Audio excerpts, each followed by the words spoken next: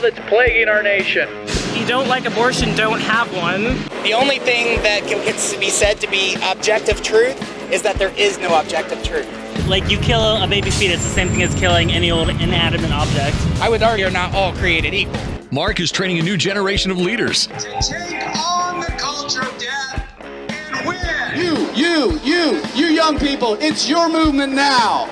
It's not your parents anymore. The blood that is shed cries out to God from the ground for justice. And now, here's Mark. So, friends, I wanted to jump on today on Election Day here in America, 2020 presidential election, and talk about what's going to be happening today in America. And if you're interested in getting in on the action, you can just simply go to my Facebook page at The Mark Harrington Show or Mark Created Equal. Both pages, I stream the live program over. But I wanted to jump in here and give you some thoughts here. And I know that many of you are probably on totally like overwhelmed with political news and stuff. But you got to understand, I'm a political junkie. And even though I don't put all our eggs in the political basket here at Created Equal, politics is worldview. And so I'm fascinated about what's been going on in America in the last year. And a lot of it will be culminating in today's results, which we may not know today's results today. Actually, it might take several days to know those results. But I wanted to talk about a few things here on the program and why I think Donald Trump is going to win the Electoral College. Now, I say Electoral College because I think it's very likely or possible that he may lose the popular vote. That won't be, that's nothing new, actually. That's happened quite a few times in American history, just recently in 2016 and then in the year 2000. Who can, if they've been around long enough, who can forget the hanging chads in Florida when Al Gore and, George W. Bush were locked up for 30 days in a recount of Florida. Who can't forget that if you were around then? But I want to talk about why I think Donald Trump's going to win. Now, first of all, I'll make sure my disclaimer here. I'm not speaking as the president of Created Equal, just to be clear here. I'm talking as Mark Harrington, personal, individual, if you will, public figure, not as the president of Created Equal. Just so if the IRS is listening, they're going to know that I'm staying within my limits. But anyway, let's jump into this. Here's why I think Donald Trump is going to win the White House and win the Electoral College. If you would, Mr. Producer, pop up the map. And this map is basically what I'm predicting. Now, a lot of people come up with these maps, and you'll say, well, that looks a lot like 2016. Well, it is. It's almost exactly like 2016. 2016 ended up being 304 to 234, I believe. So basically, I am predicting that Donald Trump is going to win the exact same states he won in 2016, which would give him the White House. Now, there are a lot of other people that are predicting a landslide. I just don't see it. I don't see the polls being off that far. The polls that are coming out on the national vote are showing, Biden up 10%, something like that. The national polls don't matter. It's the battleground state polls, which are all within 1, 2, 3, 4 points. And that's what matters the most. So that's why I think that, Donald Trump's going to win the Electoral College, but he could lose the popular vote. But if you look at this, it's pretty straightforward.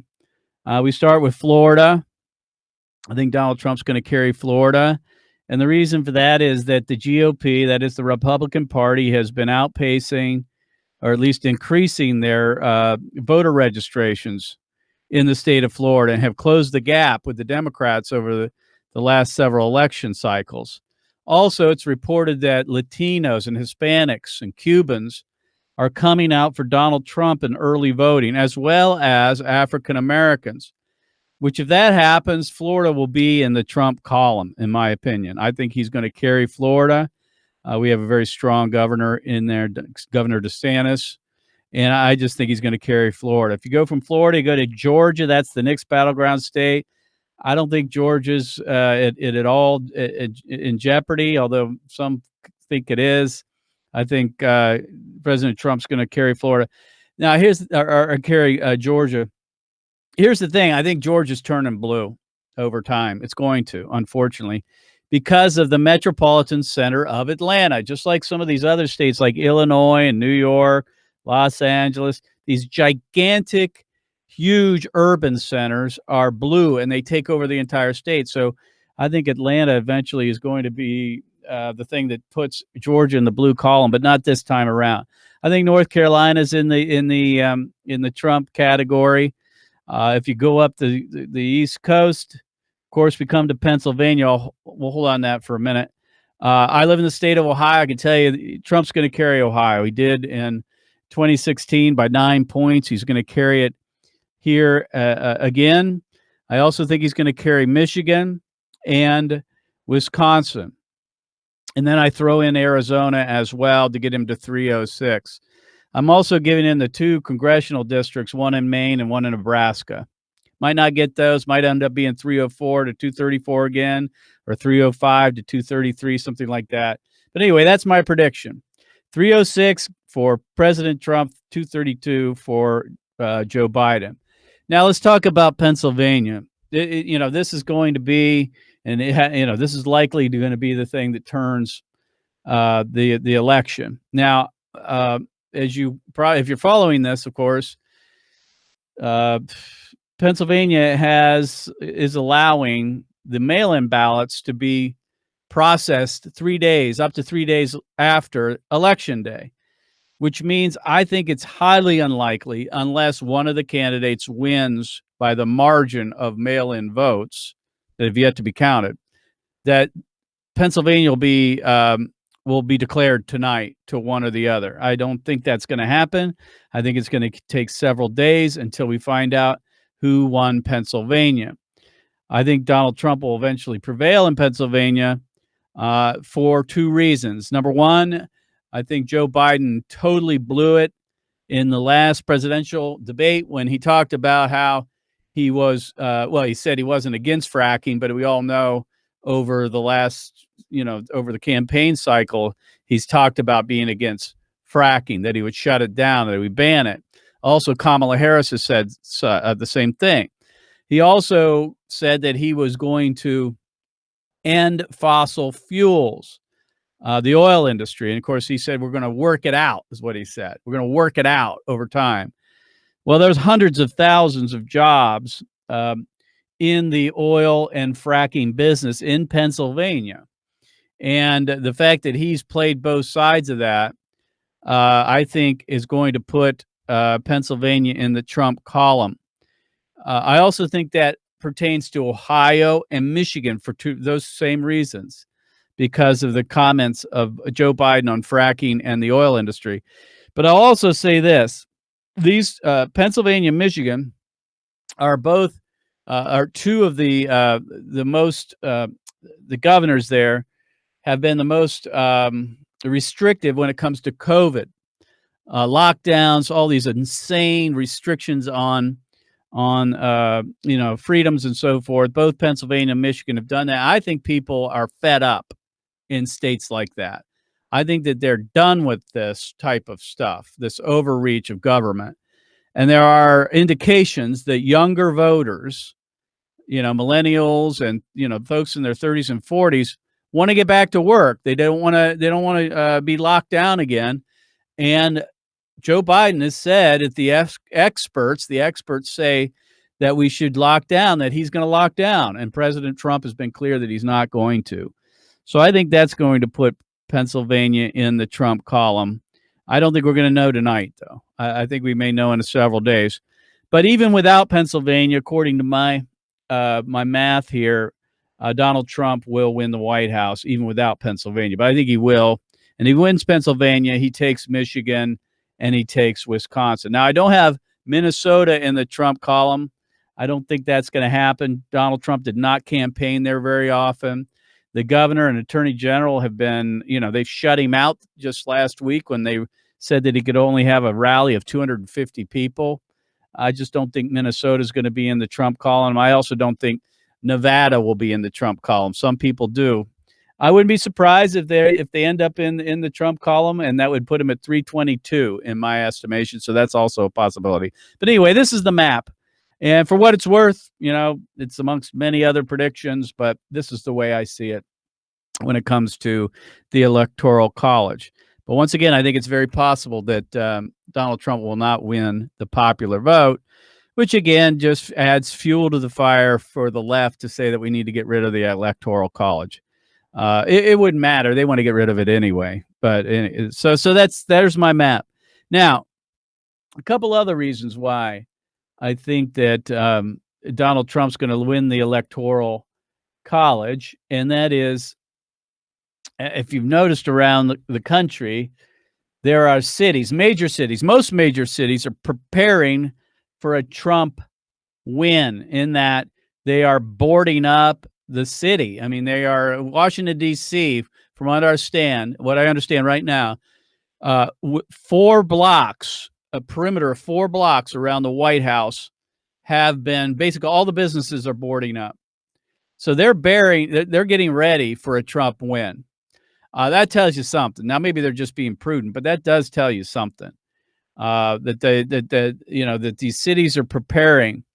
Also, the riot groups, the Biden riot groups, are already on record as planning up to 200 protests on election night and in the days following. So this is another indication that I think that Donald Trump's going to win. It's not a very good one, but it is one of many things that we can look to when it's just basic public opinion. Think Trump's going to win. I also think that people are tired of the narrative that we've heard over the last year, and that is for two narratives coming from the Marxist left. The first is this: that America sucks, that we're the source of all evil and wrongdoing in the world. Our foreign policy is terrible. We're a systemically racist country, and we suck. We're evil and we're bad. I don't know how that translates to votes, but there's enough people in America that believe that, I guess. But I think people are sick and tired of it. Americans love America. Most Americans love America. I love America. With all its faults, I love America, and I am just sick and tired of this America sucks narrative coming from the left. The other is this: that you're going to die from COVID. The COVID is so bad you're going to die. And we've been told this for 8 months now, that everybody's going to die from COVID. And it's the most awful thing that's ever happened. And everybody's going to get sick, and you have to be living in fear and just, hunker down in your homes. And that has been perpetrated by the mainstream media, the Democrat Party. Basically, almost every institution has furthered that message. And I think people are tired of that as well. They think that, COVID's going to be with us. It's not a death sentence to most people. 99.9% of the people are going to survive COVID who get it. And they're just tired of hearing that, and they want to move on. And they know Donald Trump is going to move on. He survived COVID, and he says, basically, we got to live with COVID. We don't want to die with COVID.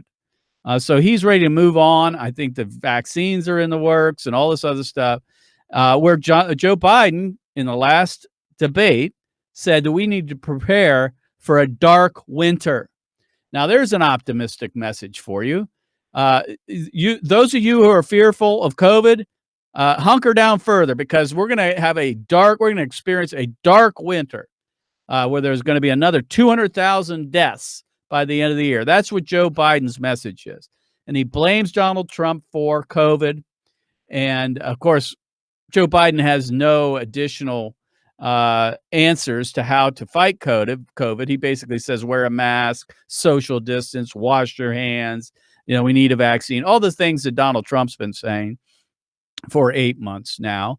But it plays well. I mean, the president, for better or for worse, the buck stops at his desk when it comes to these big national issues. And many Americans think he hasn't done a great job on it. He could have done better, I'm sure, in my opinion.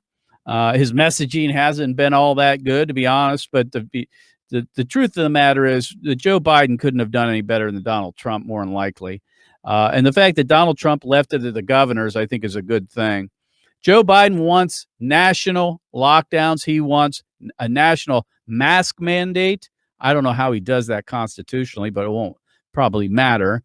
And I think a lot of people in these swing states like Pennsylvania, Michigan, Ohio, and so forth, young people certainly just want to get back to work. They know they're not going to die from COVID. They want to get on with their lives. So I think that's another reason why Donald Trump's going to carry those key battlegrounds: Pennsylvania, Michigan, Wisconsin, and Ohio. So I think Joe Biden has gambled on COVID.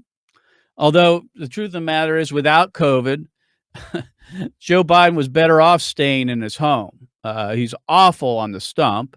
He just screams the whole time, yells, seems angry. He has to have a teleprompter, or he can't speak without it. And even when he has a teleprompter, he misspeaks regularly. So he's gambled on playing COVID to the fears of the American people by not having normal, typical campaign rallies where people are outdoors or in an arena or whatever, gathered to hear him. Instead, he's had these drive-in rallies, which are really a joke. Frankly, I mean, these rallies have no impact, in my view, or very little impact on the presidential race, because hardly anybody comes out. I mean, do you really know that Joe Biden came to your town? I mean, not really, because nobody attends these things. So it wouldn't have mattered a whole lot unless he would have been doing what Donald Trump did, which is have regular campaign rallies. But he didn't. So he is betting and gambling on the fear of the American people to COVID, where Donald Trump is not. Donald Trump is not betting on that. He's betting on Americans wanting to be free, betting on Americans who are courageous enough to confront the virus and want to move on. So we'll see.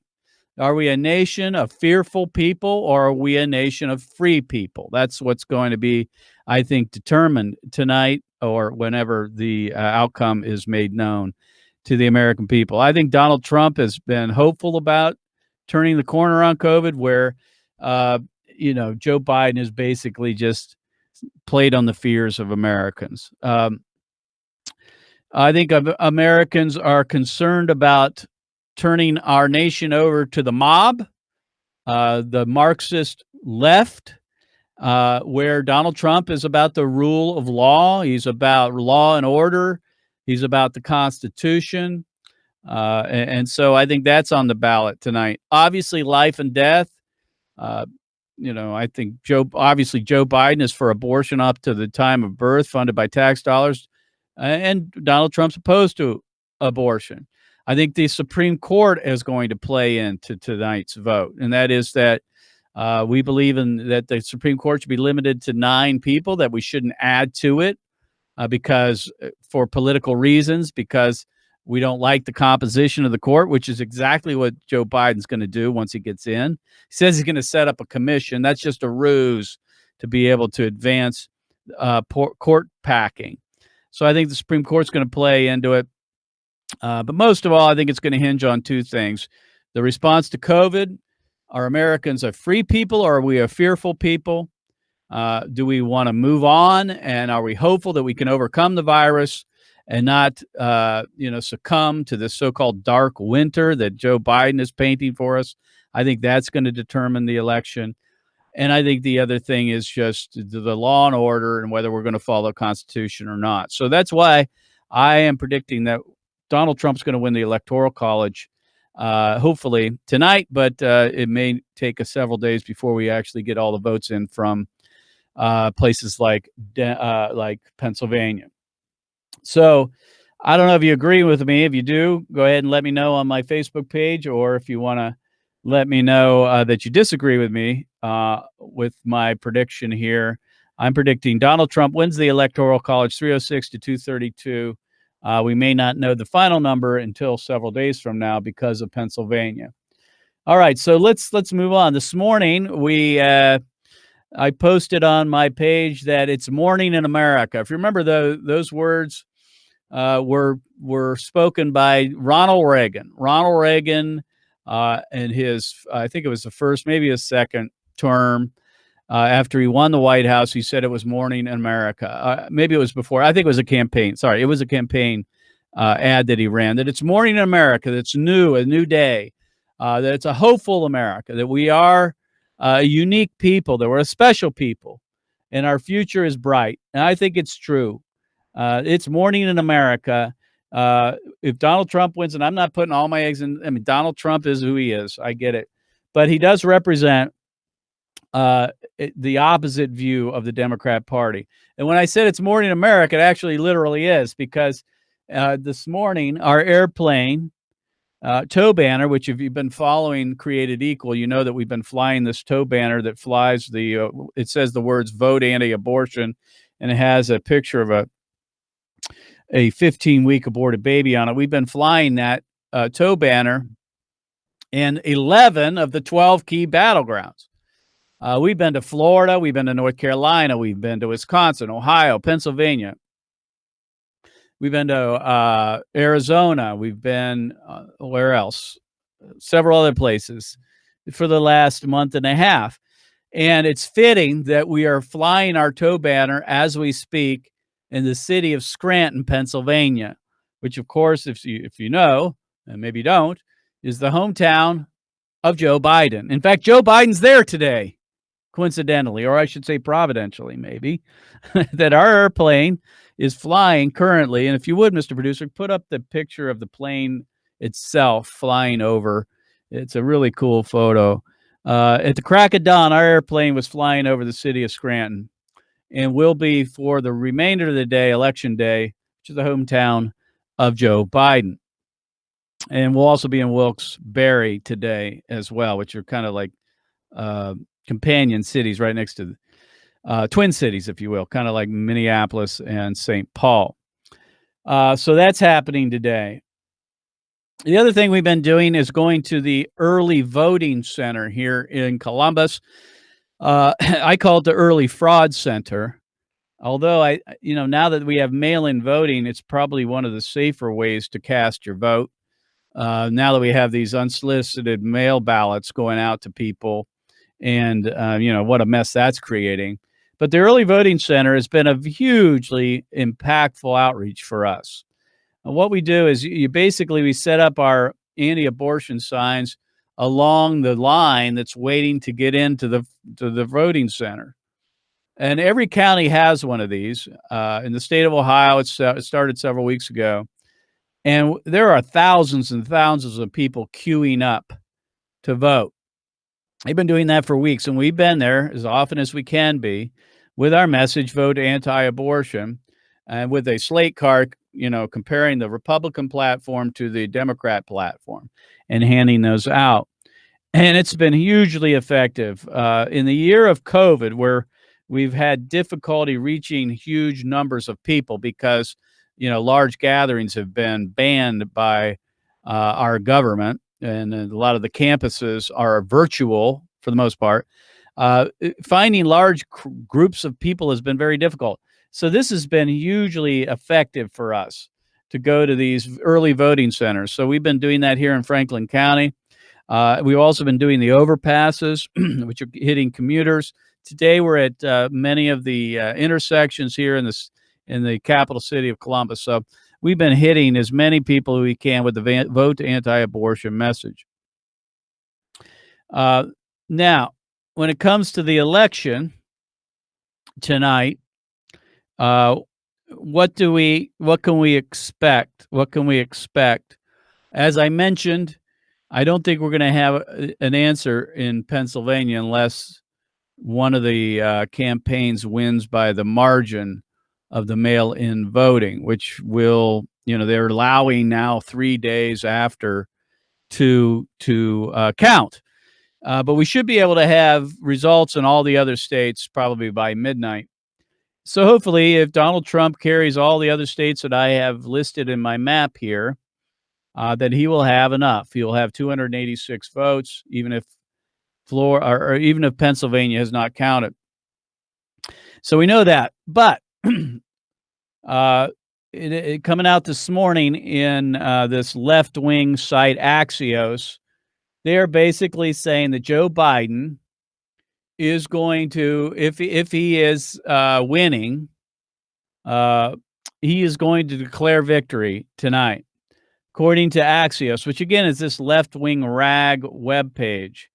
But it says here that Biden's plan to assert control.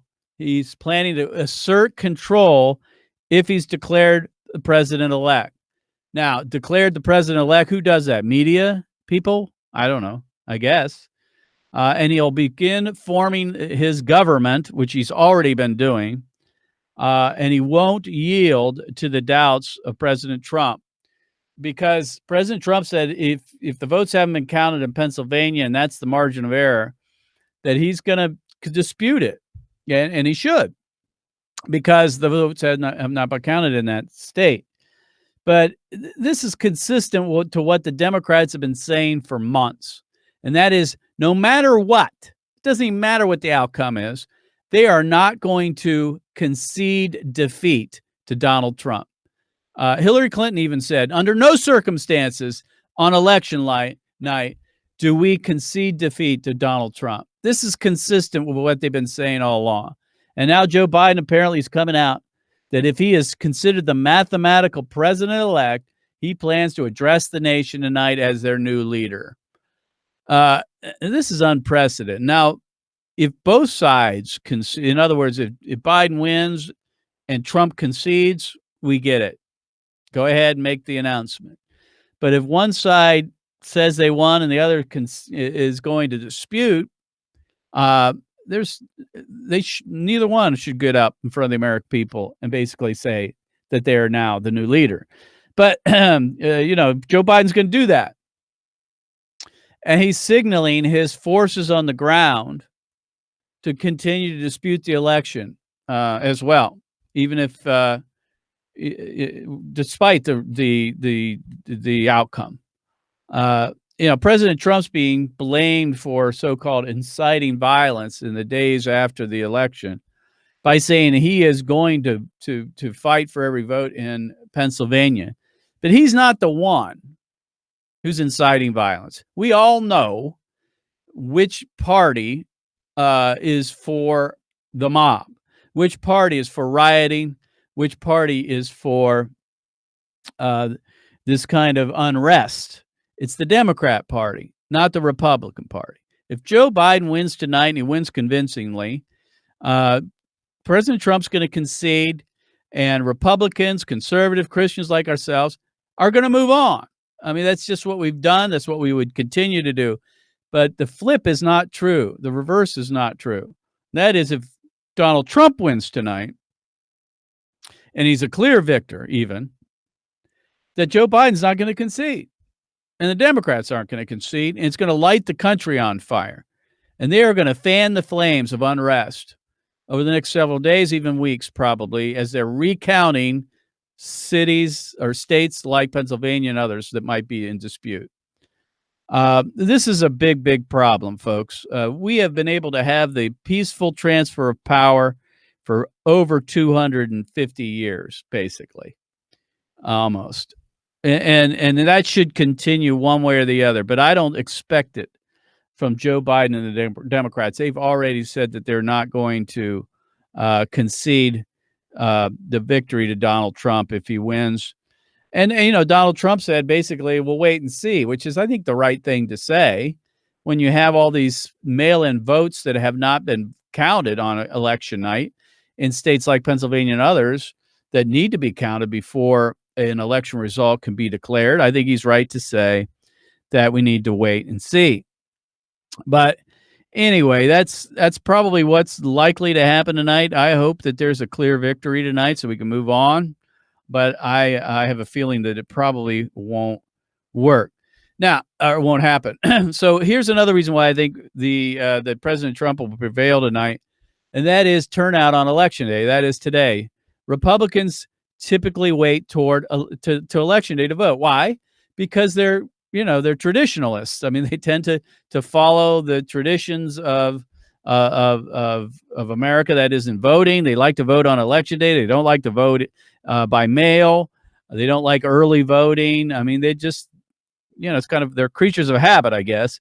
And they are going to blow out today's election turnout. And so we've got to hope that turnout is going to be so big, so huge, that it's going to outweigh the probable advantage that Democrats have in the mail-in voting, which has been taking place over the last month or so. Who knows? This is a totally different election. We are in uncharted territory when it comes to so many of these things, and the whole mail-in voting, early voting, all of that, these unsolicited ballots and so forth have really changed the landscape, and as well as COVID. So we're not sure what'll happen tonight, but I don't expect us to know. And if we do, it might go way into the wee hours of the morning, and maybe take several days or weeks before we get a final conclusion. But all we know is this, that right now that Biden is already planning to assert control if it looks like he is ahead by the end of the night. So anyway, folks, that is the way I see it when it comes to the Electoral College. I think that President Trump is in position to take the Electoral College 306 to 232. I don't know if he'll win the popular vote nationally. I think there's a good chance he might not. I don't believe we're going to have a clear victor tonight. More than likely, it might take a few days to count places like Pennsylvania. But for what it's worth, that's my take. Hopefully, it's going to be an exciting night. If you're a Trump supporter like myself, we will hopefully see him win the White House for a second term. And that means a lot, because it's really about the platforms and where they want to take America. It's not about President Trump as a person. It's about where, and you cannot have two more opposite views of America. One is the mob rule. One is Marxism. One is destroying our institutions, the Constitution. And the other is upholding America's traditional values: faith, freedom, liberty, all of those things, the U.S. Constitution, the rule of law, and more of a hopeful America, one that can confront its fears and prevail, because we are a very resilient and courageous people. So anyway, that's my take on things. I hope that's helpful for those of you who tuned in. And if you have any thoughts, go ahead and jump on my Facebook page and let me know what you think. So we'll see you next time. We'll be talking to you on Thursday here, coming to you live at 11 a.m. if you want to tune in. Obviously, hopefully by then we'll know a whole lot more, and we'll be talking about that then. We'll see you next time. God bless you. God bless America. And remember, America, to bless God.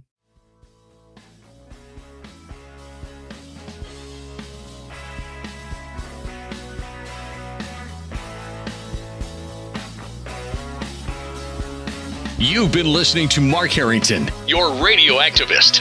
For more information on how to become a witness against the evil plague in America, call Created Equal at 614-269-7808. That's 614-269-7808. Or go online to createdequal.net. Createdequal.net. Be sure to tune to the Mark Harrington Show next time for your marching orders in the culture war.